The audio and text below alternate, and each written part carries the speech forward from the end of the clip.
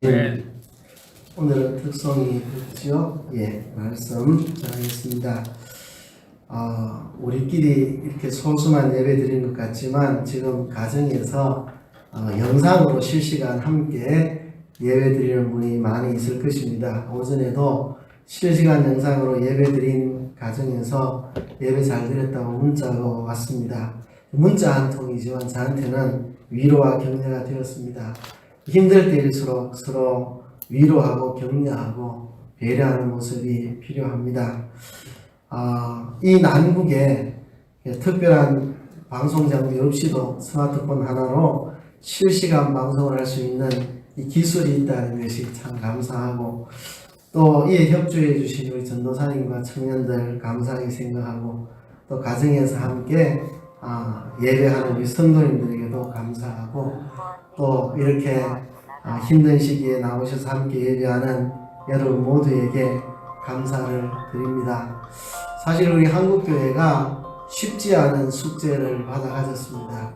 지금껏 겪어보지 않은 문제가 생겨서 예배를 해야 되느냐, 중단하고 가정에서 해야 되느냐 하는, 교회도 교회로서 고민이고 개인도 개인으로서 고민인 그런 상황입니다.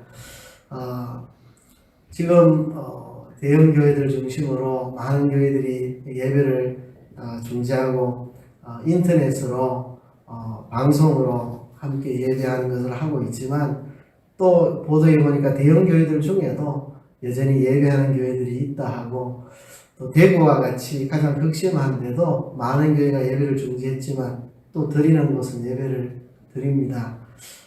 이런 상황 속에서 우리는 분별하기 어려운 애매한 문제는 하나님 마지막에 판결에 맡기고 서로가 정죄를 하지 않고 자유신앙의 양심에 맡기는 게 가장 좋습니다. 가정에서 예배 드리는 분들도 타당한 그 이유를 가지고 있습니다.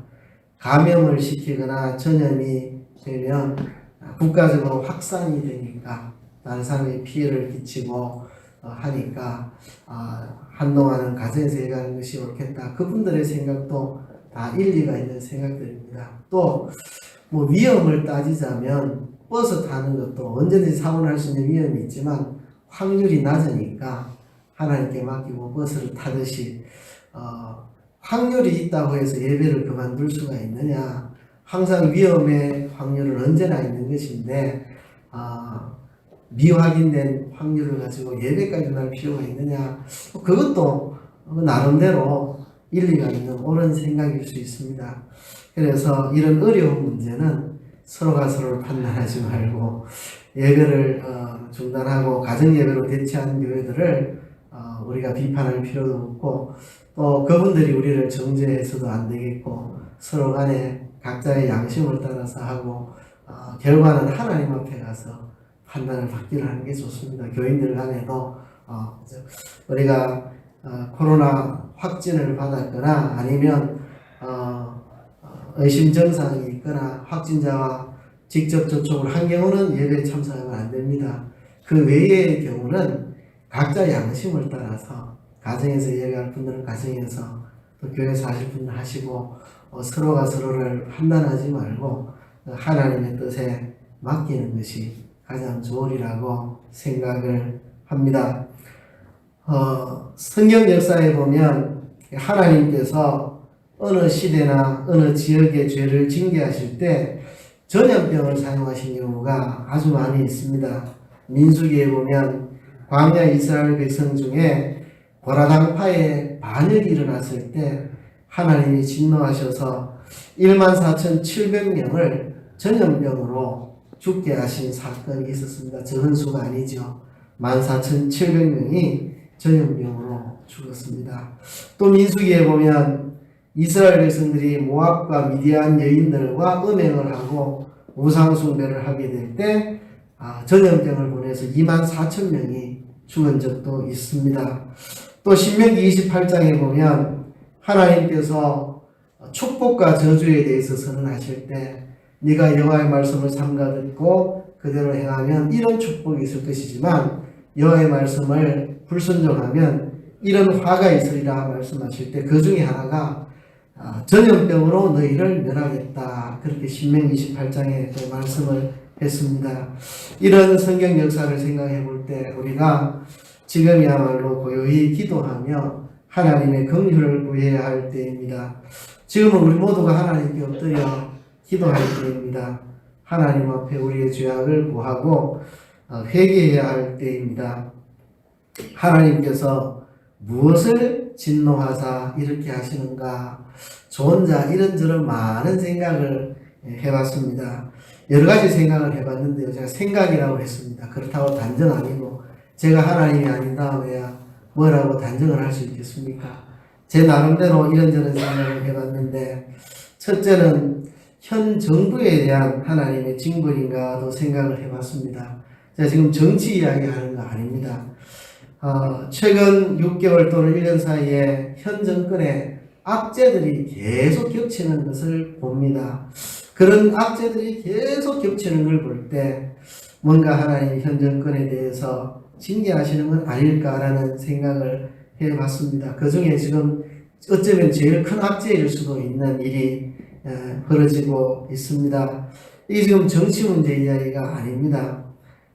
좌든 우든 보수든 진보든 부인할 수 없는 것은 최근 1년간의 현 정권의 악재들이 계속 반복돼서 일어나고 있다는 것과 정권의 부패사들이 많이 드러나고 있다는 것은 뭐 정치적인 견해가 어떻든 객관적인 사실이니까 그래서 현 정부에 대한 하나님의 진노인가 하고 생각해봤고 두 번째는 현 정부만이 아니라 우리나라 이 정계 전반에 대한 하나님의 징벌은 아닐까. 지금 총선을 앞두고 이 일어나서 총선은 지금 간 곳도 없습니다. 역대 이런 총선이 없었죠. 간 곳이 없습니다.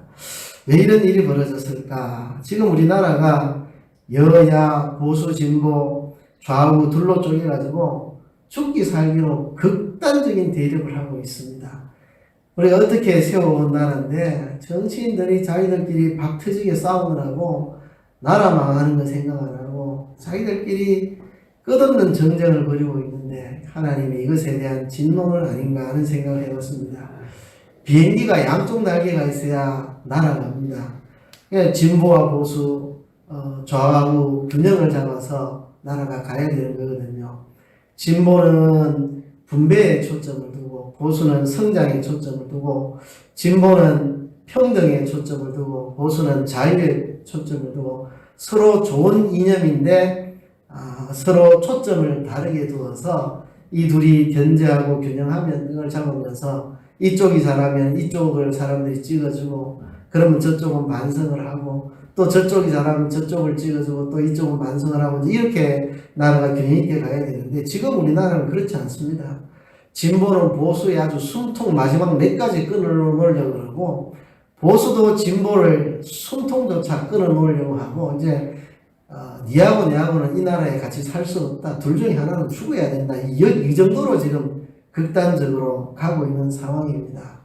진보 유튜브들을 보면 무조건 현 정권을 두둔한다고 거짓말을 많이 하는 것 같고 또 보수 유튜브를 보면 너무 지나치게 과격하게 너무 보도가 실제보다 앞서가면서 여론을 보도하고 양쪽 다 보면 이거는 아니다 싶은 생각이 너무 많이 듭니다.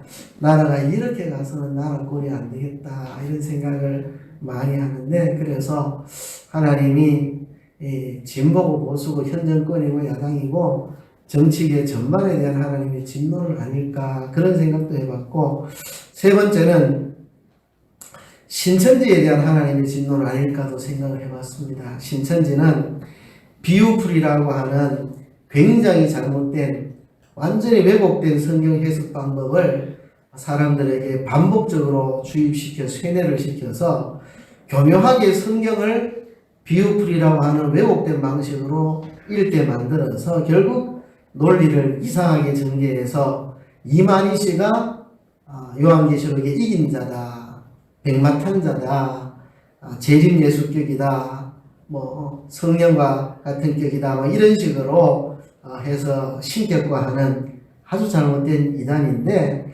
이런 잘못된 것들을 퍼뜨리기 위해서 그 과정에서 철저한 비밀을 유지하고 거짓과 거짓말과 공작을 일삼는 그런 단체입니다. 자기들의 조직을 은폐하고 보호하기 위해서 거기는 출입증으로 찍어야만 들어갈 수 있고 지문인식해야 들어가고 홍채인식해야 들어가고 외부인은 못 들어갑니다. 자기들을 그렇게 폐쇄적으로 조직 보호를 위해 출입조차 누구도 못하게 지문 찍어서 들어가도록 그렇게 하면서 자기들은 그렇게 하면서 기성교회에는 거짓으로 교인인 양 침투시켜가지고 얼마나 거짓말과 연극과 공작으로 교인들을 유혹하는지 이런 신천지의 폐해 때문에 교회마다 새신자가 와도 의심의 눈초리로 보고 참 교인이 교인을 서로 의심해야 되고 참 말할 수 없는 피해를 끼치고 있습니다. 제가 대학 다니던 그 시절 그러니까 이제 한 30년 전에이죠. 그때 이제 이만희 씨가 요한계시록 강해를 한다 전단지 돌리는 거 제가 전단지를 아직도 가지고 있습니다. 그 전단지를 이게 어떻게 되나 보자. 그때가 이제 태동기인데 이런 이만희 씨가 요한계시록 강해를 한다고 이래 뭐 전단지를 돌리는데 이게 어떻게 되나 봤는데 급속도로 확산돼 가지고 지금 뭐 20만이 넘는다. 뭐 교육생까지 합치면 30만이 된다. 이 정도로 지금 급성장했습니다. 이게 집요하고 아주 거짓말로 사람들을 미혹해서 이런 일이 벌어졌는데요. 아주 심각합니다. 청주교회에서 여성도 한 분이 그가 신천지인지 모르고 가서 교육을 받다가 저한테 포착이 돼서 제가 그가 신천지인 걸 알려주고 그분은 놀라가지고 근데 이제 그 단계는 신천지에 빠지기 전 단계입니다. 이제 어느 단계 가면 신천지에 빠진다는 걸 제가 아니까 딱 보니까 신천지 빠지기 전 단계라서 불러서 이야기했고 이제 이분이 깜짝 놀라고 그렇게 했는데 그때 이분이 트라우마에 빠졌어요. 트라우마에. 한번 상상해 보세요. 내가 어느 교회 문화원에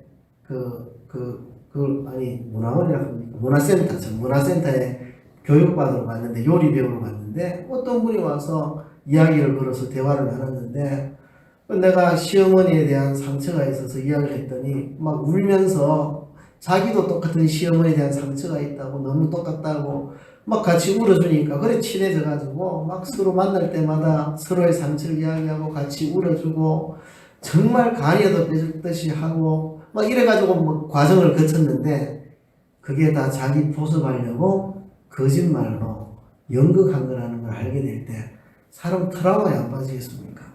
몇 달을 진짜 막 자기 말 다 들어주고 막 똑같은 아픔이 있다고 막 같이 울어주고 막 그렇게 몇 달을 했는 게 전부 사기였다는 생각이니까 그것도 한 명이 아니고 한 두세 명이 조를 짜가지고 그러니까 내한테 접근한 A씨도 B씨도 C씨도 다 연극으로 했는 그것도 모르고 자기는 막 그 앞에 울면서 진정을 토하고 내가 이런 아픔이 있어요. 그랬던 게 다 쏘갔다는 생각하니까 사람이 정신적으로 트라우마가 생깁니다. 신천지의 폐해라는 게 이게 말도 할 수 없어요. 말도 할 수 없어요. 그렇죠?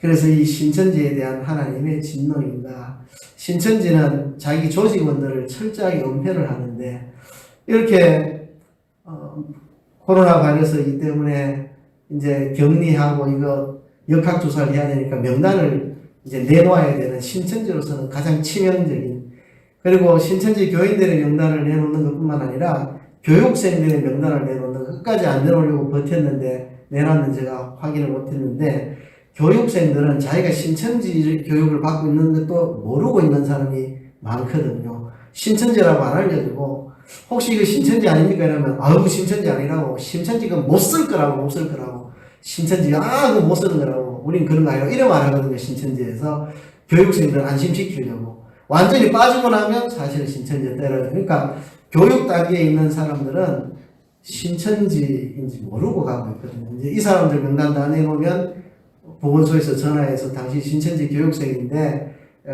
동선 파악하려고 전화하시면 이러면 내가 신천지 교육을 받아서 이래 될 거 아닙니까? 그러니까 이제 신천지로서는 가장 곤란한 게 신천지 명단 파악하는 거. 그래서 그 사람들이 제공한 거하고 압수수색한 거하고 명단이 다르다 뭐 이런 이야기도 나오고 그걸 은폐하려고 많이 쓰죠. 그래서 신천지에 대한 하나님의 진노는 아닐까 이런 생각도 해보고 네 번째는 한국교회에 대한 하나님의 징벌은 아닐까 섭섭함은 아닐까 노여움은 아닐까. 세상 정치에서 정치 보수가 박터지게 싸우는데 가슴 아프게도 교회 안에도 마찬가지입니다. 교회 안에도. 이번에 조국 문제 터지니까 조국 지지한다고 막 글을 올려대는 목사님들도 있고, 아주 조국을 저주하는 글을 올리는 목사님들도 있고, 세상에서 하는 일들을 교회에서 똑같이 합니다. 똑같이 해요. 교회의 본질인 생명을 버리고 정치판에 뛰어들어서 진흙탕 싸움하는 것이 옳은가 하는 저는 의문을 던져 봅니다. 그리고 우리가 다 아는 이야기들, 최근에 대형교회에서 불미스러운 일도 터지고 종교 지도자들의 일부겠지만 종교 지도자들의 부패도 드러나고, 옛날 한국교회 초기에는 기독교인이라고 하면 관아에서 데리고 올 때 포성줄도 안 묶고 소환장만 보낸다. 기독교인은 절대 도망 안 간다. 기독교인은 절대 거짓말 안 하더라. 기독교인은 오라 하면 온다. 그래서 포성줄도 안 묶고 그렇게 소환을 했다는데, 또 어느 고을에 수령으로 부임을 할 때 그 고을에 기독교인들이 많다 하면 서로 안 가려고, 기독교인들이 있는 데는 뇌물을 안 갖다 준다. 기독교인들은 뇌물을 안 먹인다. 그러니까 내가 뇌물을 많이 먹어야 되는데 기독교인들 많은 데 가면 뇌물을 못 받는다. 그래서 아예 기독교인이 많은 고을에는 서로 안 가려고 했다. 이게 이제 과거 한국교회 초기의 모습인데, 오늘날 교회가, 목사들이, 또 기독교인들이 빛을 잃은 것은 아닐까. 그죠? 지금 참 불안합니다. 천주교에서는 미사를 중단하기로 공식으로 결정을 해서 다 같이 그렇게 하고, 우리 개신교에서는 각 교회 당회에서 각자가 알아서 결정을 이렇게 하는데, 왜 성당은 중지를 했는데 교회는 중지 안 하느냐, 뭐 이렇게 압력도 있고 그런데요. 가장 큰 문제는 교회가 사회의 존경을 받으면 어떤 어려움이 와도 어려울수록 사회가 교회의 편을 들어줍니다. 어려울수록 교회가 사회의 편을 들어주고 그렇게 합니다. 그런데 틈만 있으면 교회를 치려고 하는 것은 우리가 뭔가 이 사회에 빛과 소금이 되지 못한 게 아닌가. 그래서 한국 교회에 대한 하나님의 징벌은 아닐까 생각을 해보고, 마지막 5번째는 우리 사회 전반에 대한 하나님의 징벌은 아닐까라고 생각을 해봅니다.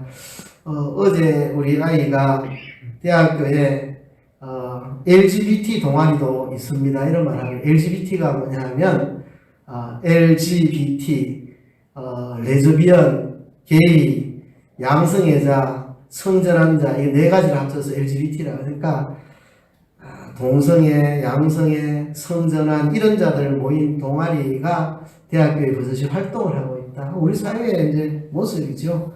성적인 타락, 황금 만능주의, 세속주의, 종교다원주의, 우리 사회 전반에 대한 하나님의 노여움은 아닐까. 저 혼자 이제 이런저런 생각들을 해봤습니다. 그러면서, 그럼 어떻게 하면 하나님의 노여움이 풀어질 수 있을까? 그것을 역대하 24장을 통해서 생각해 봤습니다. 오늘 역대하 24장은, 역대가 아니고 사무엘하, 죄송합니다. 사무엘하 24장은 다윗의 범죄로 말미암아 전염병이 일어나서 7만 명이 죽은 사건을 기록하고 있습니다. 그런데요, 이게 이제 다윗에 대한 마지막 기록이거든요. 사무엘하 전체가 다윗에 대한 기록인데, 다윗에 대한 마지막 기록으로 다윗이 하나님께 범죄를 했다. 그거로 인해서 연병이 나서 7만 명이 죽었다. 그런데 하나님께서 다윗의 회개를 보시고 긍휼을 베풀어서 회복되었다. 그런데 바로 그 회복의 자리가 나중에 성전이 서게 되는 곳이다. 아주 의미심장한 이야기를 지금 하고 있거든요. 다윗이 인구조사를 했습니다. 인구조사. 다윗이 인구조사를 했는데 우쭐한 마음에 했습니다. 제가 초신자 때는 이해가 안 가가지고, 인구조사하는 게 왜 잘못인데? 인구조사 할 수 있지, 하면 좋지, 왜 잘못이야? 이제 초신자 때 그렇게 생각한 적이 있습니다. 성경을 자꾸 읽어보니까 다윗이 인구조사할 때 우쭐한 마음, 교만한 마음, 하나님 의지하지 않는 마음, 이제 하나님 없이도 살 것 같은 마음, 그런 마음으로 인구조사를 한 그게 잘못이구나 하는 걸 알게 되었습니다. 다윗은 본래 어떻게 살았느냐 하면 정확히 다윗의 생애는 오늘 오전에 말씀드린 대로 하나님이 주신 이 구원의 새 생명 가지고 생명이 살아 팔딱팔딱 숨쉬는 그런 삶을 다윗이 살았습니다. 목동으로 있을 때 사자가 와서 양을 잡으려고 그러면 사자와 더불어 싸울 때 하나님 도와주십시오. 진짜 막 하나님을 100% 의지하지 않고는 어떻게 사자와 싸우겠습니까? 곰과 더불어 싸우면서 양을 지킬 때 100% 하나님 의지하지 않고는 어떻게 곰과 더불어 싸우겠습니까? 진짜 다윗은 그 하나님 주신 생명, 하나님과 연결되어 사는 거, 이게 아주 팔딱팔딱 살아서 생명이 막 갓 잡아 올린 생선 펄쩍펄쩍 뛰듯이 펄쩍펄쩍 뛰는 생명 가지고 산 사람이 다윗입니다. 골리앗 그 거인의 무시무시한 모습 앞에 돌멩이 5개 들고 나갈 때도 하나님을 의지하고 하나님을 사랑하고 하나님을 모욕하는 골리앗을 향하여 달려갈 때 팔딱팔딱 뛰는 역동적인 아주 믿음을 가지고 그런 생명 가지고 산 사람입니다. 이 시편에 보면 다윗이 하나님을 의지하고 적진을 다니노라고 그러죠. 다윗이 적진을 향해 뛰어갈 때 팔 살아있는 그 생명력 가지고 간 거거든요. 사울의 추격에 도망 다닐 때 정말 한 걸음 한 걸음 하나님 갈까요? 말까요? 하나님 어디로 갈까요? 갈 데가 없어 도망갈 데가 없어 블레셋으로 도망갔는데 하나님의 뜻이 아닌 줄 알고 생명의 위협을 걸고 하나님의 뜻이라면 다시 돌아오고 도무지 숨을 데가 없어갖고 모압으로 도망갔는데 하나님께 물어봅니다. 모압에 있는 게 하나님의 뜻입니까? 아니, 돌아가라. 그러니까 위협을 무릅쓰고 또 돌아옵니다. 이런 게 생명이에요, 생명. 매사에 매 순간에 성령님께 물어보고 성령님이 가르쳐주는 대로 인도하는 대로 성경이 말하는 대로 성령과 진리를 따라서 성령이 인도하시는 대로 성경 말씀이 가르치는 대로 내 양심 인도하는 대로 그대로 살아가는 이게 우리의 생명 아니겠습니까? 다윗은 그렇게 살았습니다. 한 발짝 한 걸음 하나님 어디로 갈까요? 이렇게 가라. 이렇게 가라. 하나님 어떻게 하면 싸우러 나갈까요? 나가라. 나가지 마라. 이렇게 다윗은 산 생명 가지고 산 사람인데요. 여호와는 나의 목자시입니다. 여호와는 나의 요새십니다. 여호와는 나의 반석이십니다. 그렇게 고백하는 다윗이 이제 전쟁이 끝나고 나라가 왕성하게 커졌고 고대 근동 지역을 다 통치하는 대왕이 돼가지고 그 지역의 모든 나라들이 다 다윗을 섬기고 다윗이 이런 대왕이 돼가지고 이제 나라가 평안해졌을 때 다윗이 잠시 정신줄을 놓은 겁니다. 잠시 하나님을 의지하지 않고 잠시 그 생명을 놔버렸습니다. 이제 하나님 없이도 살 것 같고 이제 내가 얼마나 위대한 왕인지 내 군사들이 몇 명이나 되는지 내 밑에 부하 장수들이 몇 명이나 되는지 이 숫자 한번 세려봐라. 이제 우쭐해서 가지고 인구조사 한다. 이제 내 밑에 병사들이 몇 명인가 한번 확인해봐라. 이런 그죠? 하나님이 기뻐하지 않았습니다. 기뻐하지 않았어요. 이제 살만한 거죠. 하나님 의지 안 해도 이만큼 군사도 많고 전 세계에 내한테 도전할 만한 나라도 없고 이제는 하나님 의지할 마음 없고 그냥 방심에 우쭐해졌어요. 그때에 인구조사를 했고 근데 다윗은 그래도 진짜 이 생명이 살아있는 사람입니다. 잠시 정신줄을 놓고 이 생명을 버렸지만 인구조사가 끝나자마자 다윗은 자책을 합니다. 자책을. 내가 잘못했노라고 다윗은 이게 생명이 살아있는 사람이죠. 이런 게 이제 하나님의 사람입니다. 오늘 본문 10절에 보면 다윗이 인구수를 조사한 후에 그 마음에 자책하고 여호와께 아뢰되 내가 이 일을 행함으로 큰 죄를 범하였나이다.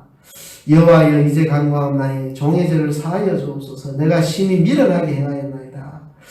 다윗이 마음에 자책을 했죠. 이게 이제 생명 이런 게 이런 상황에서 마음에 자책이 느껴지는 이런 게 생명이 생명. 그죠? 그래서 하나님 앞에 내가 큰 죄를 범했습니다. 인구조사하고 뭐 죄라고 안 여길 수도 있겠지만 큰 죄를 범하였습니다. 큰 죄를. 이제 간구합니다. 종의 죄를 사하여 주옵소서. 내가 심히 미련하게 행했습니다. 자신의 잘못을 뼈저리게 회개하고 있죠.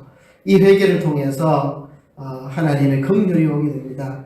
우선 다윗이 이런 범죄한 것 때문에 하나님의 징계가 오는데요. 전염병이 돌았습니다. 전염병이. 그래서 7만 명이 죽었습니다. 근데 어떻게 회복되느냐 하면 이제 하나님의 천사가 그곳에 전염병을 일으켜 사람들을 죽게 하는데 그 천사가 어디에 있었느냐 하면 여부서 사람의 땅 아라우나의 타작마당에 천사가 이르렀습니다. 이제 사람들을 전염병으로 죽여나가기 시작합니다. 막 죽여나가다가 이제 여부서 사람의 그 아라우나의 타작마당에 이르렀을 때에 그때에 이제 선지자의 지도를 받아서 그곳에서 제단을 쌓아서 하나님께 번제와 화목제를 드리고 그것으로 하나님께서 용서하시고 그 자리에서 진노가 멈추고 질병이 끝이 났습니다. 그죠? 이 사건을 통해서 좀 더 구체적으로 어떻게 연병이 그치고 고침을 받았는가. 오늘 주보의 제목이 회개, 회복, 헌신 이 세 가지를 했습니다. 일부러 다 히읗자로 외우기 쉬우라고 회개, 회복, 헌신이 히읗자로 다 시작을 했습니다. 첫째는 회개입니다. 회개. 진정한 회개가 있어요. 진정한 회개. 10절에 그게 나옵니다. 다윗이 인구조사를 한 후에 그 마음에 자책하고 여호와께 아뢰되 내가 이 일을 행함으로 큰 죄를 범하였나이다. 여호와여 이제 간구하오나니 종의 죄를 사하여 주옵소서. 내가 심히 미련하게 행하였나이다. 누가 지적하지 않았는데 누가 뭐라 하지 않았는데 스스로가 자책을, 그러니까 누구한테 지적받은 게 아니고 자기 신앙 양심으로 진정으로 자책을 했고 그리고 큰 죄를 범하였나이다. 자기 죄를 큰 죄라고 내가 엄청난 죄를 지었다고 그렇게 하고 그리고 종의 죄를 사하여 주옵소서. 내 잘못입니다. 내 잘못이면 내가 잘못했습니다. 시인하고 내가 심히 미련하게 행하였습니다. 내가 심히 미련하게 행했습니다. 자신의 죄를 이렇게 뼈저리고 간절하게 자기의 죄를 회개하고 있는 겁니다. 사람들 회개하는 척 많죠. 나도 조금 잘못하긴 했죠. 내가 잘했다고 할 수 없죠. 이 진정한 회개가 아니죠. 다윗은 정말로 마음에 아주 찔려가지고 자책을 하고 큰 죄라고 고백하고 내가 죄를 지었나라고 고백하고 내가 심히 미련하게 행하였나이다라고 이렇게 회개하죠. 회개한 겁니다. 뭘 회개했습니까? 이제 살만하니까 먹고 살만하니까 이제 나가도 든든하니까 잠시 하나님 없어도 살 것 같고 전에는 하나님 붙잡고 하나님 없이는 못 삽니다. 하나님 어떻게 할까요? 이거는 할까요? 하지 말까요? 이거 하나님 뜻이면 이랬는데 이제는 하나님 물어보지도 않고 야 신하들 와라 인구조사해라 했더니 신하가 아니 왜 인구조사 하려고 그럽니까? 하나님이 얼마든지 복 주시겠지만 이거 그렇게 세려봐야 되겠습니까? 지금까지 하나님 의지하고 살았는데 아니다 하라고 막 재촉을 닥달을 해가지고 이 다윗이 잠시 하나님 없이도 살만했는지 잠시 방심했죠. 이거 우리 회개해야 됩니다. 회개해야 돼요. 정말 오전에 말씀드린 것처럼 우리가 거듭난 새 생명, 십자가의 보혈로 구속받은 이 새 생명, 이제 하나님께 내 자신을 다 전부 드리고 이제 하나님과 연결돼서 하나님이 시키시는 대로 한 걸음 한 걸음 살아가는 이 생명으로 살지 않고 이제 먹고 살만하고 세상 편하고 그냥 이제 하나님 없이 살아가는 이런 삶, 이거를 우리가 진정으로 회개해요. 진정으로 회개. 오전에 이야기를 했기 때문에 자세히 이야기하지 않겠습니다. 그 이야기가 이 이야기입니다. 오전에는 그 이야기 같은 거니까 이야기하지 않습니다만은 이제는 하나님 없이도 살만한 그죠? 이 생명 없이 그냥 살았다는 이름은 가졌으나 죽은 자로 살았던 이 진정한 회개가 있어야 됩니다. 두 번째는요, 회복의 과정이 필요합니다. 다윗이 진정한 회개에 이어서 진정한 제사를 드립니다. 진정한 제사. 하나님의 천사가 아라우나의 타작마당에 이르렀을 때 그곳에 단을 쌓고 번제와 화목제를 드립니다. 그럼 번제가 뭡니까? 번제는 속죄와 헌신입니다. 속죄와 헌신. 죄에 대한 속죄와 헌신, 나 자신을 주님께 드립니다는 속죄와 헌신입니다. 그리고 화목제를 드렸습니다. 화목제는 감사와 화목입니다. 감사와 화목. 이게 이제 번제와 화목제를 통해서 회복이 되는 거죠. 하나님과의 관계를 회복합니다. 하나님과 관계죠. 자신의 잘못을 속죄하고, 그리고 이제 나는 주님의 피에 팔린 주님의 것입니다. 이제 주님께 내 자신을 드려서 살겠습니다. 예배의 회복을 통해서 하나님과의 관계를 회복하고 사람과의 관계도 회복하고, 자기 때문에 사람 7만 명이 죽었잖아요. 그러니까 용서하신 하나님께 감사하고 또 화목을 이루어야 되는 거죠. 자신의 죄를 자백하고 하나님께 온전히 자기를 새롭게 헌신하여 드리면서 하나님께 용서하신 하나님께 감사하고 하나님과 화목하고 이웃과 화목하는 화목제, 번제와 화목제를 통해서 진정한 예배를 통해서 다시 회복을 해야 됩니다. 관계의 회복을, 하나님과의 관계, 이웃과의 관계를 회복하는 거죠. 그리고 세 번째는 헌신입니다. 헌신. 이제 이 다윗이 제사를 드리려고 아라우나의 타작마당에 이르렀더니 이제 거기서 그 아라우나라는 사람이 다윗을 만나가지고 임금님 모든 거 다 드리겠습니다. 이 타작마당 드릴 테니까 이것도 받으시고 번제할 소와 또 나무 땔감들 내가 다 드릴 테니까 임금님 내가 이거 그냥 다 드립니다. 이거 가지고 제사하십시오 하는데 다윗이 아니다. 내가 값없이는 여호와께 제사하지 않겠다. 내가 다 이걸 사가지고 이 타작마당하고 모든 걸 다 내 돈 주고 사서 내 돈 주고 사서 제사를 드리지, 내가 그냥 안 된다. 그냥 안 된다. 내가 뭔가 내게 헌신이 돼야 된다. 헌신이 되지 않고 회복이 안 된다. 헌신이 있어야 된다 하고 거저 주겠다고 하는데 기어코 값없는 제사는 내가 하나님께 드리지 않겠노라고 하고 값을 다 치르고 제사를 드립니다. 이게 헌신입니다. 헌신. 그죠?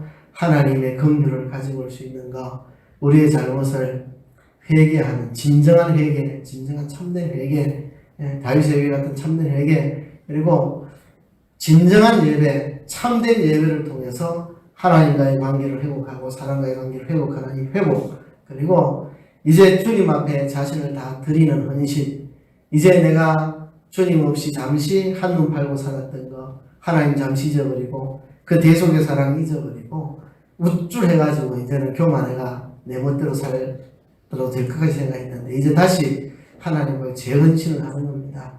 번제를 통해서 헌신하고 이 타작마당을 그냥 공으로 받지 않고 다 돈 주고 사가지고 자기의 것을 들여서 공력을 들여서 헌신해서 하나님 앞에 드림으로 하나님의 노가 풀어지고, 근데 놀라운 것은 이곳이 과거에 옛날에 아브라함이 이삭을 번제 드리던 그곳이고, 그리고 미래에 이곳이 솔로몬 성전이 서는 자리입니다.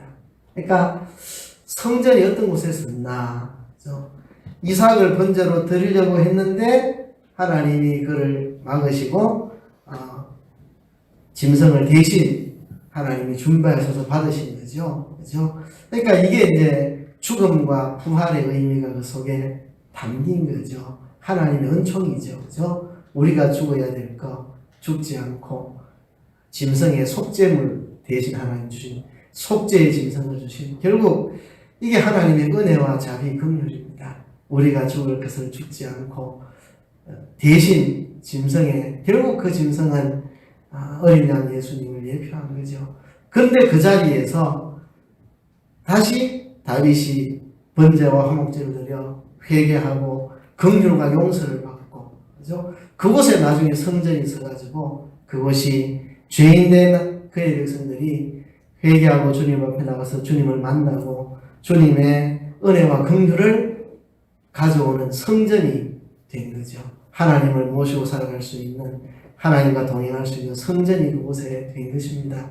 그래서 우리에게 하나님의 징벌이 있다는 것은 가슴 아픈 일 같지만 진정한 회개를 통해서 또 참된 예배로 하나님과의 관계를 회복하고 이웃과의 관계를 회복하고 내 자신을 다시 하나님께 참된 헌신으로 드릴 때 모든 하나님의 진노가 풀어지고 하나님의 징벌이 그칠 뿐만 아니라 그곳이 정말 하나님의 은혜와 긍휼을 가지고 오는 상징적인 곳, 정말 하나님의 임재가 머물고 하나님이 우리와 함께 거하시는 성전이 된다는 것을 보여주는 게 이 사건입니다. 그래서 우리가 다시 현실을 생각해보면 참 가슴 아프고 암담하지만 이런 속에서 진정한 회개가 있고 참된 예배를 통한 회복이 있고 우리들이 다시 하나님께 재헌신된다면 하나님이 긍휼을 베푸시고 진노를 거두시고 모든 게 회복될 뿐만 아니라 이전보다 더 하나님 은혜와 긍휼이 더 크게 역사하는 하나님이 임재하시는 성전의 역사가 이루어지는 축복이 있다는 사실입니다. 그래서 전화위복을 해야 전화위복을. 다윗이 이렇게 했지만 결국은 이곳에 성전이 세워졌다. 성전은 바로 이런 곳에 세워졌다는 걸 말하고자 하는 겁니다. 결국 말하고자 하는 것은 바로 이곳에 성전이 세워졌다. 그런 인간의 죄악에도 불구하고 진정한 회개와 참된 예배로 회복이 이루어지고 다시 우리 자신을 하나님께 헌신해서 드린다면 진노의 자리가 하나님 모실 수 있는 성전이 될 것입니다. 그런 역사가 있기를 간절히 소원하면서 다 같이 통성으로 기도하겠습니다. 하나님 아버지 감사합니다.